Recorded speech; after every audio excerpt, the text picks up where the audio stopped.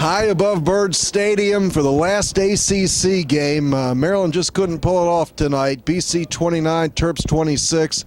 Bruce, have you ever seen a game like that one?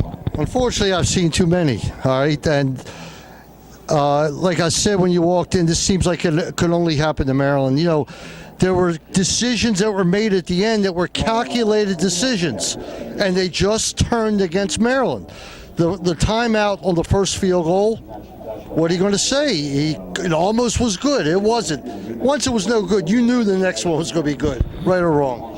Yeah, you certainly had that feeling. Then you could go back to a 3rd and 4 play that we called a timeout with about 40 seconds left, and BC rips off another big run. Boy, that guy was hard to bring down, Williams. 269 yards for Andre Williams. And what's a shame, the Terps are up 24-13, and in essence, the game was really lost per se with that 72-yard touchdown run when they were, 7 or 8 minutes left. They had the ball down by 11.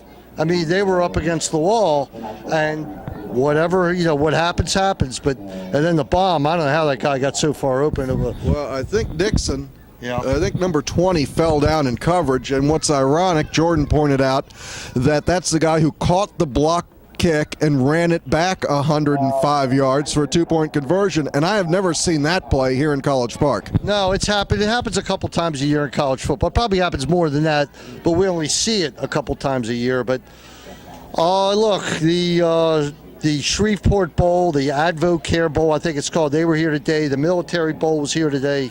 Seems like Maryland's going to wind up in one of those places. We don't know where. Probably, I don't know what's the right one or the wrong one. I don't think it really matters. But it was just so disheartening to lose a game in that fashion.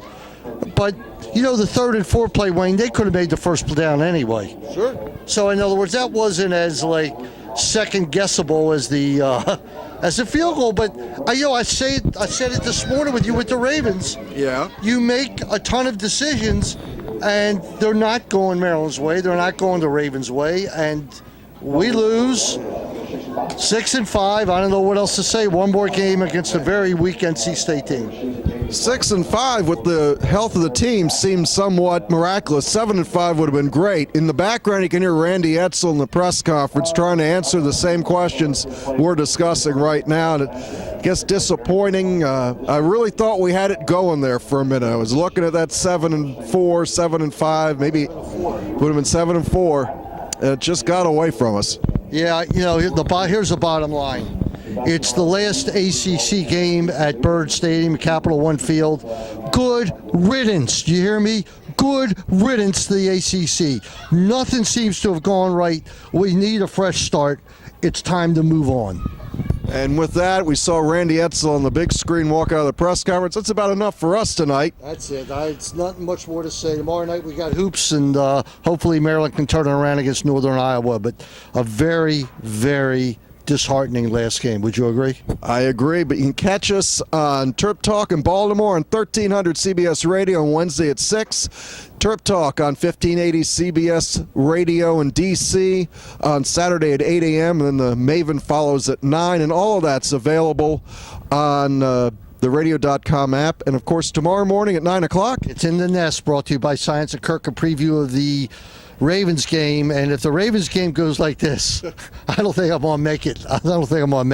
It's going to be a tough day, but a hard loss. There's nothing to say. It was just a brutal, brutal loss. Period.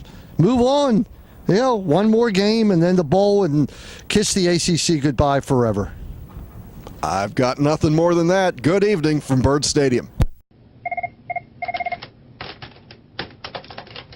This video is brought to you by Viener Consulting.